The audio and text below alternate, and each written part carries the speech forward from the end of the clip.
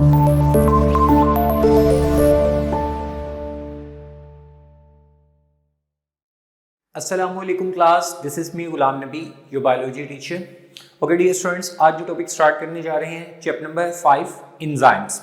उसके अंदर हमने इंजाइम का इंट्रोडक्शन देख लिया था, उसकी कुछ टर्म्स देख ली थी जैसे कि कोफैक्टर्स और कोएंजाइम्स। तो आज जो इम्पोर्टेंट टॉपिक स्टार्ट करने जा रहे हैं आर्टिकल है 5.3 मैकेनिज्म ऑफ इंजाइम एक्शन।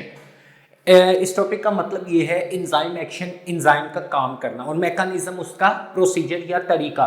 तो इंजाइम के काम करने का तरीका, इसको बोलते हैं मैकेनिज्म ऑफ इंजाइम एक्शन, कि इंजाइम किस तरह से काम परफॉर्म करते हैं। तो हम डिस्कस करना स्टार्ट करते हैं जी। नेक्स्ट वो ये बात करते हैं कि कोई भी केमिकल रिएक्शन है, उसकी जो स्पीड है वो डिपेंड करती है amount of activation energy required to initiate a reaction. Dear students, हमने इस बात को इस तरह से डिस्कस करते हैं कि रिएक्शन को स्टार्ट करने के लिए जो एनर्जी चाहिए होती है, हमने प्रीवियसली भी डिस्कस किया था कि अब इंजाइम की मौजूदगी से रिएक्शन तेज लाजमी हो जाता है, लेकिन फिर भी रिएक्शन को स्टार्ट करने के लिए जो एनर्जी चाहिए शुरू के अंदर, उसको बोलते हैं एक्टिवेशन एनर्जी। हाँ, इंजाइम उसको कम लाजमी कर देता है, लेकिन वो फिर भी चाहिए होती है। तो वो ये बात कर रहे हैं रिएक्शन किस स्पीड से प्रोसीड करेगा, ये डिपेंड करता है एक्टिवेशन एनर्जी के ऊपर, टू रिक्वायर्ड टू इनिशिएट। अगर हो सकता है कि ज्यादा एनर्जी चाहिए, एक्टिवेशन एनर्जी, तो ऑब्वियस बात है रिएक्शन की स्पीड स्लो होगी। ठीक हो गया? तो इस तरह इंजाइम की मौजूदगी में वो एक्टिवेशन एनर्जी क्या हो जाती है, कम, रिएक्शन जल्दी स्टार्ट होता है और जल्दी से क्या हो जाता है, प्रोसीड हो जाता है। तो ये dependence speed of chemical reaction की एक्टिवेशन एनर्जी पे है। अब एक्टिवेशन एनर्जी क्या है? एक्टिवेशन एनर्जी है which works to destabilize the chemical bond। ये वो एनर्जी है जो कोई भी केमिकल बॉन्ड होता है उसको डिस्टेबलाइज करने के लिए जो एनर्जी यूज होती है वो एक्टिवेशन एनर्जी होती है, और ये बिल्कुल शुरुआत में यूज होती है, बिगिनिंग ऑफ द रिएक्शन। आगे वो ये बात करता है कि एंजाइम जो होते हैं ना, वो काम क्या करते हैं, bring reactants together in correct orientation और stress particular chemical bonds of reactants. ठीक हो गया? अब देखिए, अब मैंने बताया कि एक्टिवेशन एनर्जी केमिकल बॉन्ड्स को स्टेबलाइज करती है, डिस्टेबलाइज करती है। अब ये एक्टिवेशन एनर्जी हम कम कैसे कर सकते हैं? कम ऐसे कर सकते हैं कि जो एंजाइम है ना, वो रिएक्टेंट को बिल्कुल करेक्ट ओरिएंटेशन, करेक्ट सिमेट्री के अंदर लेकर आते हैं। किसको? सबस्ट्रेट को। या क्या करता है, जो रिएक्टेंट्स होते हैं या सबस्ट्रेट होते हैं, उनके केमिकल बॉन्ड्स की पार्टिकुलर जगह के ऊपर क्या करता है, स्ट्रेस करता है, और उनके बॉन्ड को क्या कर देता है, डिस्टेबलाइज। तो ये काम तो एक्टिवेशन एनर्जी ने करना था, ठीक है, रिएक्शन को स्टार्टअप करने के लिए।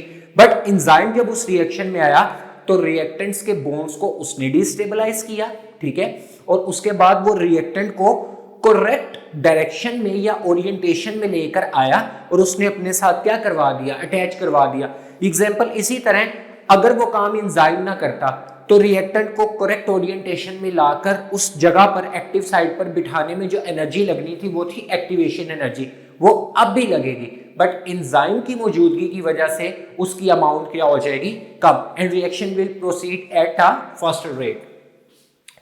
सो नेक्स्ट वो पॉइंट डिस्कस करते हैं, thus activation energy required for new bonds to form and speed up the reaction. तो अब भी रिएक्शन को स्टार्ट करने के लिए एक्टिवेशन एनर्जी चाहिए, लेकिन क्या होता है, लोअर एक्टिवेशन एनर्जी रिक्वायर होती है। किस लिए? न्यू बॉन्ड्स को बनाने के लिए और रिएक्शन को स्पीड अप करने के लिए एक्टिवेशन एनर्जी अब भी चाहिए, लेकिन एक्टिवेशन एनर्जी वो क्या हो गई है, कम, क्योंकि उसका मोस्टली काम एंजाइम्स की प्रेजेंस के अंदर हो चुका हुआ है। स्टूडेंट नेक्स्ट वो ये बात करता है, फिर एंजाइम जिस रिएक्शन में गया, एक्टिवेशन एनर्जी को कम किया, तो वो वाले जो रिएक्शंस होंगे वो नॉर्मल स्पीड से फास्टर स्पीड के ऊपर प्रोसीड करना स्टार्ट कर देंगे। अब ये छोटा सा ग्राफ बना हुआ है, इसके अंदर एक्स एक्सिस पे रिएक्शन का टाइम है और वाई एक्सिस पे एनर्जी लिखी हुई है। अब देखिए यहाँ पर ना दो रिएक्टेंट्स हैं, एक को ब्लू से रिप्रेजेंट किया, एक को रेड से किया है। अब देखिए रेड वाला जो रिएक्टेंट है ये आगे चल के जब प्रोडक्ट में बन रहा है तो एक्टिवेशन एनर्जी बहुत हाई लग रही है, जो रिएक्शन को स्टार्ट कर रही है। ये एक्टिवेशन एनर्जी जो है ये एंजाइम की मौजूदगी के बगैर इस रिएक्शन में जो एक्टिवेशन एनर्जी है वो हाई लगी है, बट ये दूसरी तरफ ये जो ब्लू वाला रिएक्टेंट प्रोडक्ट में कन्वर्ट हो रहा है, ये सेकंड रिएक्शन है, इसमें हमने एडअप करवा दिया एंजाइम।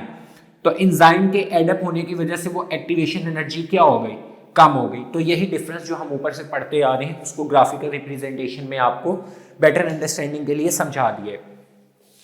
स्टूडेंट नेक्स्ट है, क्या एंजाइम जो रिएक्टेंट को प्रोडक्ट में कन्वर्ट करवाता है, ये जो एंड प्रोडक्ट्स बनती हैं, क्या उसकी नेचर के ऊपर एंजाइम का कोई इफेक्ट होता है, ये क्वेश्चन है। तो वो यही बात करते हैं, प्रेजेंस ऑफ एंजाइम, एंजाइम की मौजूदगी एंड प्रोडक्ट की नेचर या प्रॉपर्टीज को बिल्कुल इफेक्ट नहीं करती। एग्जाम्पल है, एग्जाम्पल बहुत इंपॉर्टेंट है। एक हमारे पास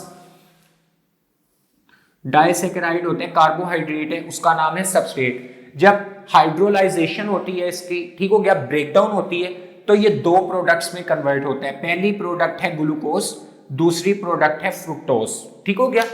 अब वो ये बात करते हैं कि ये जो एंजाइम है ना, ये जो रिएक्शन हुआ है, ठीक है, जिसमें सुक्रोज ग्लूकोज और फ्रुक्टोज में टूटा है, इसमें एक एंजाइम प्रेजेंट होता है सुक्रेज, ठीक है। अब सुक्रेज चाहे प्रेजेंट है चाहे नहीं है, वो ये जो एंड प्रोडक्ट्स बनी है इनकी नेचर को इफेक्ट नहीं करेगा। अगर एंजाइम प्रेजेंट होगा भी तो प्रोडक्ट्स यही बनेंगे, ठीक है।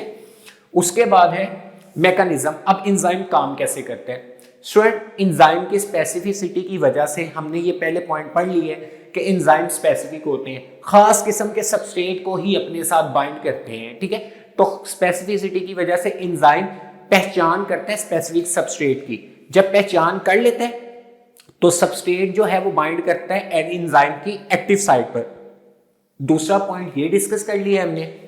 थर्ड है, in this way enzyme substrate complex is form. जब एंजाइम और सबस्ट्रेट बन जाते हैं तो इसकी बाद एक कॉम्प्लेक्स बनता है दो चीजों का, जिसको बोलते हैं एंजाइम सबस्ट्रेट कॉम्प्लेक्स, ठीक है। जैसे ही वो एंजाइम सबस्ट्रेट कॉम्प्लेक्स बनता है, सबस्ट्रेट आके एंजाइम पे लगता है, तो एंजाइम की एक्टिव साइड के अंदर जो कैटालिटिक साइड होती है ना, जिसने रिएक्शन को प्रोसीड करवाना होता है, दो साइड्स थी, बाइंडिंग साइट और कैटालिटिक साइट। तो कैटालिटिक साइट उस टाइम पे एक्टिवेट हो जाती है। अब enzymes of catalytic site, catalytic sites के अंदर जितने भी एंजाइम्स हैं वो स्ट्रेस होती हैं, उन पर दबाव आता है, ठीक है। और उधर क्या होता है, destabilise particular bonds of substrate. तो एंजाइम वहां पर क्या करता है, जब सबस्ट्रेट आकर लगा, लेट्स सपोज ये हमारे पास एंजाइम है, ठीक है, जब आकर सबस्ट्रेट इसके ऊपर अटैच हो जाएगा एक्टिव साइट के ऊपर, तो एंजाइम क्या करेगा, इस कैटालिटिक साइट के जो एंजाइम्स हैं वो इस सबस्ट्रेट के ऊपर स्ट्रेस लगाएंगे, ठीक है। और स्ट्रेस लगाने की वजह से इसके जो बॉन्ड्स हैं, पार्टिकुलर बॉन्ड्स हैं, उनको डिस्टेबलाइज करेंगे। ये प्रीवियसली भी हमने डिस्कस किया है अभी। तो जिसकी वजह से ये काम एक्टिव साइट ने एक्टिवेशन एनर्जी चाहिए थी इस काम को करवाने के लिए, तो अभी भी चाहिए, बट वो एक्टिवेशन एनर्जी एंजाइम की वजह से कम लगेगी, ठीक है। फिर थस एक्शन इनिशिएट रिएक्शन। अब इस एक्शन के बाद रिएक्शन प्रोसीड हो जाएगा। रिएक्शन प्रोसीड होने के बाद ये जो सबस्ट्रेट है ऊपर, ये सबस्ट्रेट इधर से अलग हो जाएगा। पहले तो ये सबस्ट्रेट जो है वो प्रोडक्ट बनेगा, ठीक हो गया, thus substrate transform into product. आगे after it enzyme detaches itself from products, ठीक है। फिर ये ही जो एंजाइम है ये अपने आप को इस प्रोडक्ट से क्या करवा लेगा, सेपरेट करवा लेगा। और एक चीज, रिएक्शन के एंड पर प्रोडक्ट की नेचर तब्दील नहीं होगी और एंजाइम रिएक्शन के एंड पर वैसे का वैसा ही रहता है। स्टूडेंट इसको आप एक कहने के केमिकल इक्वेशन से समझ सकते हैं। सबसे पहले enzyme, E stand for enzyme, substrate, दोनों मिले एंजाइम सबस्ट्रेट कॉम्प्लेक्स बना। फिर वही सारा प्रोसीजर, कैटालिटिक साइट एक्टिवेट होगी, रिएक्टेंट जो हैं उनके बॉन्ड्स को डिस्टेबलाइज किया जाएगा। फिर अल्टीमेटली रिएक्शन के एंड पे बन गई प्रोडक्ट और एंजाइम वैसे का वैसे, एंजाइम में चेंज नहीं आएगा। स्टूडेंट नेक्स्ट जो छोटा सा टर्म है ये बड़ा इंपॉर्टेंट है, इसके अंदर है एंजाइम जो है वो चेन टू चेन रिएक्शन करते हैं। इसको समझते हैं ऐसे, वो कहते हैं कि complex metabolic pathway. Metabolic pathway होता है ऐसा केमिकल रिएक्शन या ऐसा पाथवे जिसके अंदर बहुत ज़्यादा reaction at a time proceed कर रहे हो, उसको बोलते हैं पाथवे। तो मेटाबॉलिक पाथवे जैसे कि रिस्पायरेशन का प्रोसेस मेटाबॉलिक पाथवे है, इसमें बहुत ज़्यादा केमिकल रिएक्शंस और हो रहे हैं और बहुत ज़्यादा एंजाइम्स भी इन्वॉल्व हैं। फोटोसिंथेसिस और इसके अलावा प्रोटीन सिंथेसिस, ये तमाम के तमाम मेटाबॉलिक पाथवेज हैं। इन मेटाबॉलिक पाथवेज के अंदर बहुत ज्यादा एंजाइम सीक्वेंस में एक्ट कर रहे होते हैं, ठीक हो गया, सीक्वेंस में तरतीब से लगे होते हैं, और ये जो स्टेप ऑफ पाथवे हैं, इस पाथवे के जितने भी स्टेप्स हैं उनको मेंटेन कर रहे होते हैं, रेगुलेट करवा रहे होते हैं।